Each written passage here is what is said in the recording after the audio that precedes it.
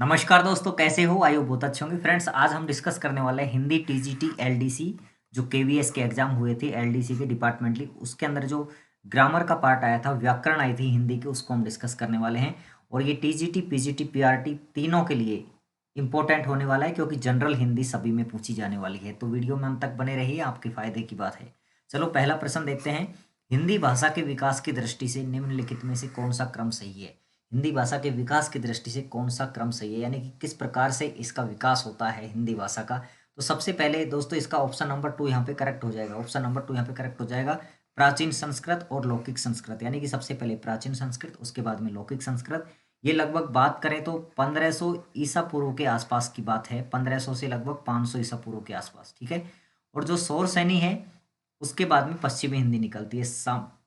तो ये क्या है? क्रमिक विकास है हिंदी का।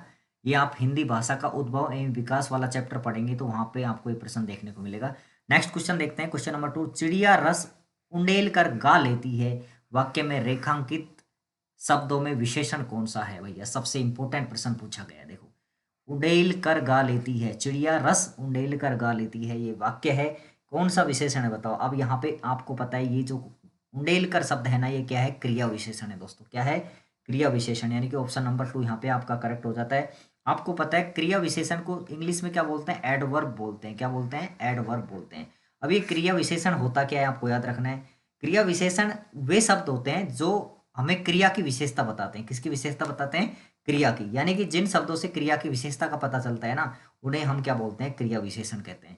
जैसे गा, गाना, यहाँ पे सिंगिंग करना क्या है? गा लेना, यहाँ पे क्रिया है। और क्रिया की विशेषता जो बताता है उसे बोलते हैं क्रिया विशेषण। जैसे आपको मैं एक दो एग्जाम्पल देता हूँ क्रिया विशेषण का। जैसे घोड़ा तेज दौड़ता है, घोड़ा तेज दौड़ता है, या चीता तेज दौड़ता है। जो भी आप किसी को भी तेज दौड़वाओ लो, हाँ। अब आपको पता है तेज दौड़ना यहाँ पे क्रिया हो गई, और तेज क्या हो गया? यहाँ पे क्रिया की विशेषता बताने वाला शब्द है। तो तेज यहाँ पे क्या है? क्रिया विशेषण है। जैसे मैंने बोला वह धीरे धीरे चलता है। कैसे चलता है? वह धीरे धीरे चलता है। कैसे चलता है? धीरे धीरे चलता है। अब आपको पता है यहाँ पे क्रिया क्या है? चलना है। और यहाँ पे धीरे धीरे शब्द किसकी विशेषता बता रहा है? क्रिया की विशेषता बता रहा है। तो धीरे धीरे भी क्या हुआ? क्रिया विशेषण हो गया। जैसे मैंने बोला आप लेटे लेटे पढ़ते हैं। आप कैसे पढ़ते हैं? लेटे लेटे पढ़ते हैं, ठीक है। आप लेटे लेटे पढ़ते हैं, ये एक वाक्य है। अब आपको पता है पढ़ना क्रिया है यहाँ पे, और क्रिया की विशेषता बता रहा है आप लेटे लेटे पढ़ते हैं। तो लेटे लेटे भी क्या हो गया यहाँ पे? क्रिया विशेषण हो गया दोस्तों। या आप खड़े खड़े पढ़ते हैं तो खड़े खड़े भी क्या हो गया? क्रिया विशेषण है। तो जो शब्द क्रिया की विशेषता बताते हैं ना, ध्यान रखना, जो शब्द क्रिया की विशेषता बताते हैं उसे क्या बोलते हैं? हम क्रिया विशेषण बोलते हैं। इंपॉर्टेंट, इंपॉर्टेंट है, बहुत बढ़िया है। या इस ऐसे प्रश्न आपको आगे भी देखने को मिल सकते हैं ना। चलो नेक्स्ट क्वेश्चन देखते हैं। अब क्वेश्चन नंबर 3, निम्नलिखित में से किसमें द्वंद्व समास नहीं है? यानी कि 3 ऐसे उदाहरण हैं जिनमें द्वंद्व समास है और एक में नहीं है। तो देखो, चरम और परम यहाँ पे द्वंद्व समास है। दिन और रात यहाँ पे भी, और 2 और 4 यहाँ पे भी। साफ साफ यहाँ पे बिल्कुल भी क्रम वो द्वंद्व समास नहीं है। साफ साफ में साफ और साफ क्या होता है? नहीं है। तो मतलब जिन सामासिक पदों के अंदर यानी कि और का लोप होता है ना दो पदों के बीच में, उसे हम बोलते हैं द्वंद्व समास, ठीक है। चलो भैया नेक्स्ट क्वेश्चन देखते हैं। क्वेश्चन नंबर 4, निम्नलिखित शब्दों में एकार्थी शब्द है। एकार्थी मतलब केवल एक ही अर्थ निकलता है, बाकी सारे कैसे होंगे? इसके अनेकार्थी होंगे। जैसे अंबर का मतलब क्या होता है? अंबर को बोलते हैं आकाश। क्या बोलते हैं भाई दोस्तों? आकाश बोलते हैं। और अपने जो कपड़े होते हैं, वस्त्र होते हैं, उसको भी अंबर बोल देते हैं। अवकाश का मतलब छुट्टी वाला अवकाश, सेवानिवृत्ति जो भी है। अनंत का मतलब क्या होता है? अनंत का मतलब भी आकाश भी होता है, ध्यान रखना। आकाश अनंत है, आपको पता है। शेषनाग भी होता है। क्या होता है? अनंत का मतलब शेषनाग भी होता है। विष्णु भी होता है। क्या होता है? विष्णु भी होता है। लेकिन यहाँ पे अहंकार शब्द है ना, या एकार्थी है बस, अहंकार शब्द, ठीक है। तो ये आपका ऑप्शन नंबर 3 यहाँ पे करेक्ट हो जाएगा। चलो नेक्स्ट क्वेश्चन देखते हैं। बहुत बढ़िया हिंदी पूछी गई है इसके अंदर। निम्नलिखित वाक्य में वाक्य के रेखांकित शब्द में कौन सा विशेषण है? भैया विशेषण पूछ लिया, ठीक है, विशेषण पूछ लिया। अब यहाँ पे देखो, वह लड़की दौड़ में प्रथम आई है। वह लड़की दौड़ में प्रथम आई है दोस्तों। आपको पता है लड़की क्या है? संज्ञा है। लड़की क्या है? यहाँ पे संज्ञा है। लड़की संज्ञा है। और संज्ञा से पहले अगर कोई सर्वनाम शब्द आ जाता है तो उसे बोलते हैं सार्वनामिक विशेषण। क्या बोलते हैं? सार्वनामिक विशेषण। दोस्तों बहुत इंपॉर्टेंट क्वेश्चन है, ध्यान रखना। जैसे सार्वनामिक विशेषण क्या होगा? अब आपको पता है, आप सोचेंगे यार सर्वनाम और सार्वनामिक विशेषण में अंतर क्या है, ठीक है ना? सर्वनाम और सार्वनामिक विशेषण में क्या अर्थ है, क्योंकि कंफ्यूजन का मामला हो गया। तो आपको पता है दोस्तों, जो शब्द है ना सीधे ही आते हैं ना, यानी कि संज्ञा और संज्ञा के स्थान को रिप्लेस करते हैं, सीधे संज्ञा के स्थान पर यूज होते हैं, उसे तो बोलते हैं सर्वनाम। और अगर संज्ञा शब्द से पहले अगर कोई सर्वनाम शब्द आ गया तो उसे बोलते हैं सार्वनामिक विशेषण। मैं आपको एक एग्जांपल से समझाता हूँ। जैसे मैंने लिखा वह अच्छी है, क्या लिखा मैंने? वह अच्छी है। अब ये क्या है? वह, यहाँ पे क्या हो गया? वह यहाँ पे सर्वनाम है। क्या है दोस्तों? सर्वनाम। और मैंने लिखा, मान ले वह पुस्तक अच्छी है, ये मैंने एक शब्द लिखा, वो वाक्य लिखा, वह पुस्तक अच्छी है। अब आपको पता है वह यहाँ भी आया, वह यहाँ भी आया, लेकिन यहाँ पे पुस्तक है ना, संज्ञा शब्द आ गया है, और संज्ञा से पहले अगर कोई सर्वनाम आता है, इसका मतलब है कि वह सार्वनामिक विशेषण है। वह पुस्तक, ये पुस्तक के लिए इंगित हो रहा है कि वह पुस्तक। तो ये आपको अंतर समझ में आ गया, आई होप, ठीक है ना? तो बहुत बढ़िया प्रश्न यहाँ पे पूछे गए हैं दोस्तों, बहुत ही शानदार क्वेश्चन पूछे गए हैं। नेक्स्ट क्वेश्चन देखते हैं। देवनागरी अंकों की दृष्टि से कौन सा युग्म असंगत है? यानी कि 3 सही है और 1 गलत है। 303, 303 करेक्ट है, तो 686 ये भी करेक्ट है, 888 ये भी करेक्ट है, 529 बिल्कुल गलत है, 538 है दोस्तों। ये क्या है? 538, यानी कि 538 ऐसे लिखेंगे, 38, ठीक है, 538 ये सही है। तो इस प्रकार से हमारा ऑप्शन नंबर 4 हो जाए, क्योंकि यहाँ पे ये 29 रॉन्ग है, ठीक है ना? इसको इस प्रकार से लिखा जाता। तो आपको देखो देवनागरी अंकों में याद रखना है, इसकी लिखना आपको आना चाहिए, हिंदी के अनुसार क्या लिखा जाता है, किस अंक को क्या लिखा जाता है ना। बहुत ही बेहतरीन क्वेश्चन पूछा गया दोस्तों, बहुत ही बेहतरीन। क्वेश्चन नंबर 7 देखो, निम्नलिखित वाक्यों में विशेषण पदबंध वाला वाक्य नहीं है। विशेषण पदबंध वाला वाक्य कौन सा नहीं है? तो उस घर के कोने में बैठा हुआ आदमी जासूस है। घर की विशेषता बताई जा रही है। घर आपको पता है क्या है? संज्ञा है, और उससे पहले ही आ गया, तो यहाँ पे तो विशेषण आ गया, आ गया ना विशेषण, सारा विशेषण आ गया। अब देखो, वह बाजार की ओर आया होगा, तो आया होगा में तो आपको किसी भी प्रकार का विशेषण वाला मामला यहाँ पे नहीं बनता। इसको देखते हैं, तो यही उत्तर होना चाहिए। नेक्स्ट देखते हैं, बरगद और पीपल की घनी छांव में, छांव से पहले घनी आ गया, विशेषण आ गया मामला। उसका घोड़ा अत्यंत सुंदर, फुर्तीला और आज्ञाकारी है, ठीक है ना? ये सारे क्या है? सर्वनाम, सारो ये विशेषण वाला मामला है यहाँ पे, ठीक है ना? विशेषण शब्द आ गए, तो ऑप्शन नंबर 2 यहाँ पे करेक्ट हो जाएगा। ये विशेषण पदबंध वाला वाक्य नहीं है दोस्तों। नेक्स्ट क्वेश्चन देखते हैं, क्वेश्चन नंबर 8। कोमल गात मृदुल वसंत हरे भरे ये पात, ठीक है। उपयुक्त वाक्यांशों में रेखांकित शब्द क्या है? रेखांकित यानी कि यहाँ पे गात रेखांकित है, यहाँ पे वसंत रेखांकित है, और यहाँ पे पात रेखांकित है। तो आपसे पूछा जा रहा है कि ये रेखांकित शब्द क्या है? कर्ता है, क्रिया है, या विशेषण है, या विशेष्य है? अब आपको एक बात तो पता चल गई दोस्तों, ये सारे शब्द है ना, ये क्या है? क्या है ये बताओ? ये संज्ञा शब्द हो सकते हैं, ठीक है, वसंत, पात, गात, ठीक है। कोमल, अब ये कोमल क्या है? विशेषण शब्द लग रहा है मुझे तो। मृदुल भी विशेषण लग रहा है, और हरे भरे भी विशेषण लग रहा है। अब आपको पता है यहाँ पे मामला फंस रहा है विशेषण और विशेष्य का। क्या फंस रहा है? विशेषण और विशेष्य का, ठीक है, ये आपको याद रखने वाली बात है। विशेषण और विशेष्य, यानी कि जो विशेषण शब्द है इसकी विशेषता बतला रहा है। तो विशेषण किसे बोलते हैं? जो संज्ञा शब्द या सर्वनाम शब्दों की विशेषता प्रकट करते हैं, ठीक है, उनको विशेषण बोलते हैं। विशेषता बताने वाले शब्दों को विशेषण कहते हैं। और विशेष्य जिसकी विशेषता बताई जाती है, ध्यान रखना, जिन संज्ञा शब्दों की विशेषता बताई जाती है। तो ये जो अंडरलाइंड वर्ड हैं, ये सारे क्या हैं? विशेष्य हैं। ऑप्शन नंबर 4 यहाँ पे करेक्ट हो जाएगा दोस्तों। ऑप्शन नंबर 4 यहाँ पे करेक्ट हो जाएगा। नेक्स्ट क्वेश्चन देखते हैं, क्वेश्चन नंबर 9। उच्चारण के कालमान के अनुसार स्वरों के भेद पूछ रही है भाई। उच्चारण की दृष्टि से, उच्चारण की दृष्टि से स्वरों के भेद बताओ। यहाँ पे आ जाएगा ऑप्शन नंबर 2, लघु और गुरु। क्या आ जाएगा दोस्तों? लघु और गुरु। गुरु का मतलब यहाँ पे दीर्घ है, ठीक है, बड़ा। और ये इसका मतलब क्या है? तो यहाँ पे लघु है, और ये गुरु यानी कि छोटे और बड़े। उच्चारण की दृष्टि से समय कम लगता है लघु स्वर बोलने में ना। तो जैसे ये अगर देखा जाए तो हिंदी के अंदर ए, और ये जो ई है ना, ई और उ, ये 3 क्या है? लघु स्वर हैं। इसके अलावा आ, और ये ओ, इसके अलावा ई, बड़ा ऊ यहाँ पे आ जाएगा, ए आ जाएगा, आई आ जाएगा, ओ आ जाएगा और औ आ जाएगा। ये सारे क्या है, गुरु हैं। ठीक है, तो ये ऑप्शन नंबर 2 यहाँ पे आपका क्या हो जाएगा, करेक्ट हो जाएगा। नेक्स्ट क्वेश्चन देखिए, निम्नलिखित में से तत्सम शब्द नहीं है भैया, तत्सम शब्द नहीं है, मतलब 3 तो तत्सम है आपके पास, 3 तो तत्सम है, लेकिन एक क्या है यहाँ पे तद्भव होगा, वो तद्भव ढूंढना है। अंगुष्ठ, आम, इच्छुक, कुपुत्र। आपको पता है आम यहाँ पे क्या है, तद्भव है दोस्तों, आम यहाँ पे तद्भव है, तो आपका ऑप्शन नंबर 2 यहाँ पे करेक्ट हो जाना है, ऑप्शन नंबर 2 करेक्ट हो जाना है। अब आपको पता है अंगुष्ठ जो है ना, अंगुष्ठ, इसका जो तद्भव होगा वो क्या होगा, अंगूठा होगा। क्या होगा दोस्तों, अंगूठा होगा। अंगूठा क्या होगा यहाँ पे, तद्भव होगा, जबकि अंगुष्ठ क्या है, तत्सम है। आम है ना, ये तद्भव है, लेकिन इसका आम का तत्सम क्या होगा, आम्र होगा दोस्तों। क्या होगा, आम्र होगा। क्या होगा, आम्र, आम का तत्सम। इच्छु क्या है, खुद ही तत्सम है।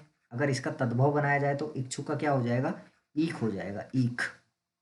कुपुत्र तत्सम है, आपको पता है। इसका अगर हमें क्या बनाना पड़ेगा, तद्भव, तो क्या बन जाएगा, कपूत बन जाएगा। तो यहाँ पे आम एकमात्र तद्भव है जो तत्सम नहीं था। हमारा ऑप्शन नंबर 2 करेक्ट हो जाएगा। ठीक है, नेक्स्ट क्वेश्चन देखते हैं दोस्तों, 11 नंबर। निम्नलिखित में से बाड़ा किस भाषा का शब्द है दोस्तों, बाड़ा शब्द पूछा गया है यहाँ पे। ठीक है, और इसका जो सही उत्तर है दोस्तों वो क्या है, ऑप्शन 1 मराठी। और आपको पता है पहले भी एक पेपर में पूछा जा चुका है, मराठी शब्द चालू, चालू किस भाषा का शब्द है, वो भी मराठी का था। मतलब केवीएस वाले एलडीसी में तो भैया मराठी पूछा है, अब आगे का पता नहीं। ठीक है ना, नेक्स्ट क्वेश्चन देखते हैं। निम्नलिखित में से व्यक्तिवाचक संज्ञा वाला शब्द है, व्यक्तिवाचक संज्ञा, व्यक्तिवाचक संज्ञा। तो यहाँ पे देखो, काशी, मनुष्य, पहाड़, नदी। अब आपको पता है मनुष्य, पहाड़ और नदी ये तो कैसे हैं, जातिवाचक हैं। व्यक्तिवाचक क्या है, काशी है, काशी।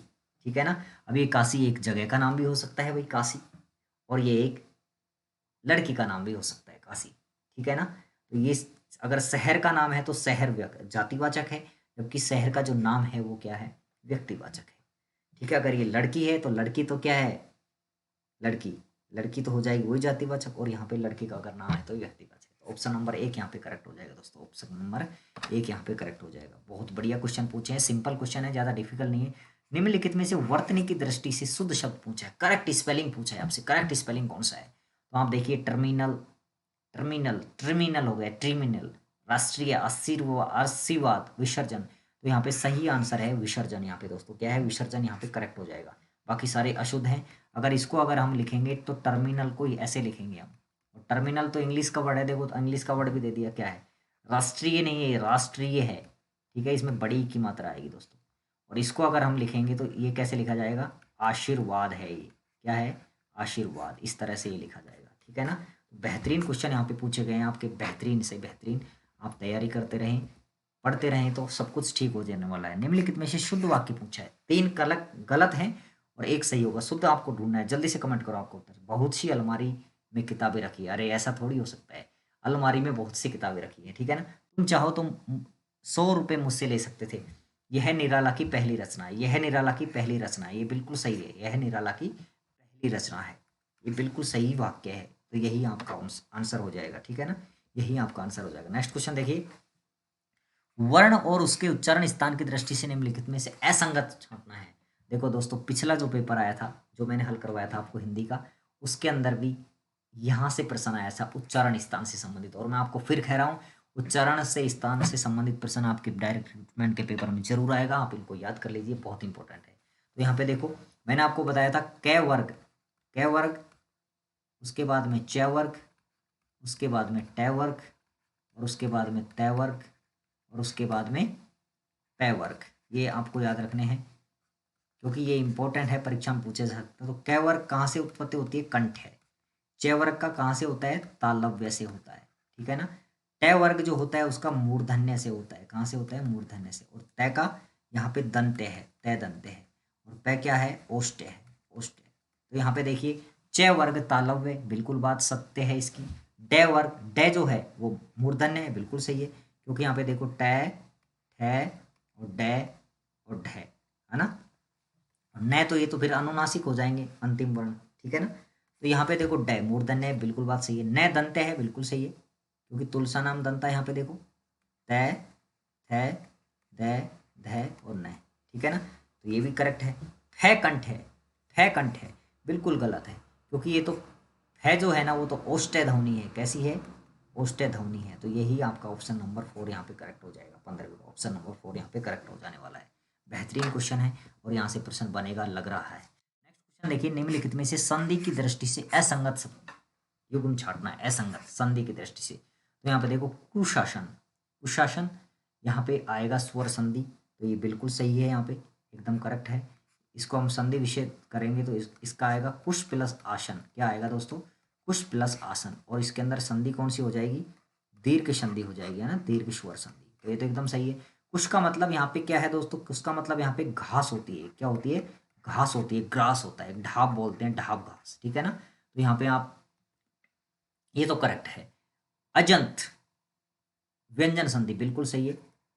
अजंत, अच प्लस अंत, अच प्लस अंत, अजंत, ठीक है, व्यंजन संधि है, इसमें कोई दो राय नहीं है, अच प्लस अंत हो जाएगा। धनुष टंकार स्वर संधि, ये बिल्कुल गलत है भैया, धनुष टंकार में स्वर संधि नहीं है भैया, यही आंसर हो जाएगा, यही असंगत है। इसके अंदर क्या है? विसर्ग संधि है, विसर्ग संधि है। धनु विसर्ग आएगा, फिर इसके बाद में आएगा टंकार। क्या आएगा? टंकार। और ये विसर्ग प्लस ट मिल करके क्या बना देंगे दोस्तों?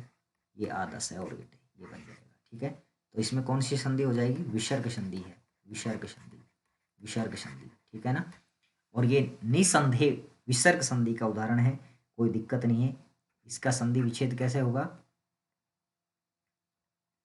यहाँ पे तो विसर्ग ही है, नी प्लस संदेह, बिना संदेह के, कोई संदेह नहीं है यहाँ पे, है ना। तो एकदम करेक्ट है। तो ऑप्शन नंबर 3 यहाँ पे असंगत हो जाएगा। पढ़ लीजिए, संधि से प्रश्न पूछे जा रहे हैं। नेक्स्ट देखो, सोहन ने अमरूद और अंगूर खाए, वाक्य कैसा है?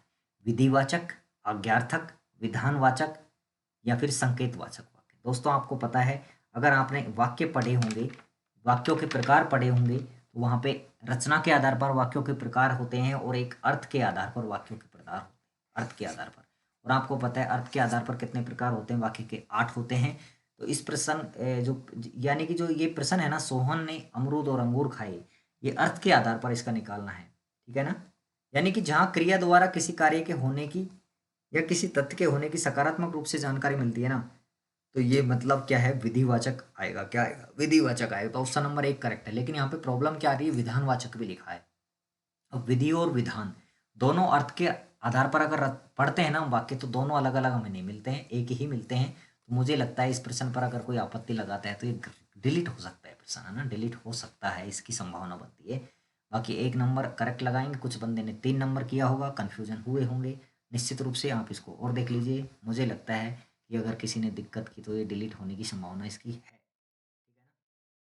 नेक्स्ट क्वेश्चन देखिए दोस्तों, क्वेश्चन नंबर 18, निम्नलिखित में से तत्पुरुष समास नहीं है। तत्पुरुष समान कौन सी समास कौन सी नहीं है? समास आपको पढ़ना है, तो ये तो बिल्कुल सही है। ये तो क्या है? पद से हटाना, यानी कि पद से किसी को च्युत करेंगे हम, इसका मतलब होता है रहित, ठीक है ना। तो इसमें तो पक्का क्या है? ये तत्पुरुष समास है, कोई दो राय नहीं है। ऋण मुक्त, ऋण से मुक्त, ऋण से मुक्त। और इन दोनों में कौन सा तत्पुरुष है? अपादान तत्पुरुष है। क्या है? अपादान तत्पुरुष, ठीक है ना, अलग होने के अर्थ में। प्रजापति, प्रजा का पति, किसका? प्रजा का पति, प्रजा का पति। तो यहाँ पे संबंध तत्पुरुष हो जाएगा दोस्तों। मंद बुद्धि यहाँ पे बिल्कुल अलग है, मंद बुद्धि के अंदर तत्पुरुष नहीं है, ध्यान रखना, इनके अंदर तत्पुरुष है, मंद बुद्धि में नहीं है। तो इसका क्या हो जाएगा? कर्मधारय समास है इसमें, कर्मधारय। मंद है जिसकी बुद्धि, इसका समास वगैरह क्या होगा? मंद है जिसकी बुद्धि, इसमें कर्मधारय समास होगा। पढ़ लीजिए यहाँ पर ना, बहुत ही बेहतरीन क्वेश्चन पूछे गए हैं दोस्तों। नेक्स्ट क्वेश्चन देखो 19, निम्नलिखित में समास की दृष्टि से सही शब्द युग्म नहीं है। फिर से आपको समास यहाँ पे पूछा है। हस्तलिखित तत्पुरुष, बात तो सही है, तो सही है, तत्पुरुष ही है हस्तलिखित में, तो यानी कि हाथ के द्वारा लिखा गया, हस्त द्वारा लिखित, हस्त द्वारा लिखित, ठीक है ना। नेक्स्ट देखो, नीलकमल कर्मधारय, बिल्कुल सही है, नील कमल में कर्मधारय ही भैया। तो इसका क्या होगा समास वगैरह? नीला है जो कमल, नीला है जो कमल, ठीक है। इस तरह के प्रश्न आ सकते हैं। युद्ध क्षेत्र बहुब्री, ये तो बिल्कुल गलत है भैया, युद्ध क्षेत्र में बहुब्री कैसे होगा? युद्ध का क्षेत्र होगा या युद्ध के लिए क्षेत्र होगा? तो इसमें समास कौन सा? बहुब्री नहीं आना चाहिए, इसमें आना चाहिए वही तत्पुरुष समास आना चाहिए। और यही हमारा क्या हो गया भैया? यही हमारा हो गया अलग, डिफरेंट हो गया आंसर। प्रत्येक अवयवी भाव, बिल्कुल सही है, प्रत्येक मतलब हर एक, प्रति एक, ठीक है, ये तो सही है। तो ऑप्शन नंबर 3 यहाँ पे आपका करेक्ट हो जाना है दोस्तों। नेक्स्ट क्वेश्चन देखते हैं 20 नंबर। संज्ञा से विशेषण बनाने की दृष्टि से निम्नलिखित युग्मों में से असंगत कौन सा है? नीति से नैतिक बन जाएगा, सही है। नाटक से नाटकीयता, यहाँ पे गलत है। नाटक, नाटक से अगर हम कोई क्या बनाएंगे, विशेषण बनाएंगे तो नाटकीय रहेगा, आपका ता नहीं लगेगा, ठीक है ना। नाटकीय ही यहाँ पे करेक्ट आंसर है, ताकि आवश्यकता नहीं है। आदर से आदरणीय बन गया, दुख से दुखी बन गया, ये सारे सही, तो ऑप्शन नंबर 2 यहाँ पे आपका करेक्ट हो जाएगा। तो दोस्तों कैसा लगा ये वीडियो कमेंट कीजिए और अपने दोस्तों को जरूर शेयर कीजिए। हिंदी, जनरल हिंदी आपको पता है सभी पेपर में पूछी जाएगी, केवीएस में इंपॉर्टेंट वीडियो है। इससे आगे के प्रश्न हम कल लेकर आएंगे आपके लिए, और इनके आधार पर आप अंदाज़ा लगा सकते हैं कि किस प्रकार के परीक्षा में प्रश्न पूछे जा सकते हैं।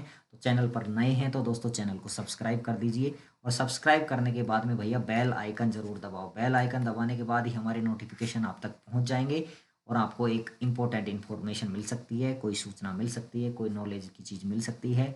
ठीक है, मिलते हैं अगले वीडियो में, तब तक के लिए नमस्कार।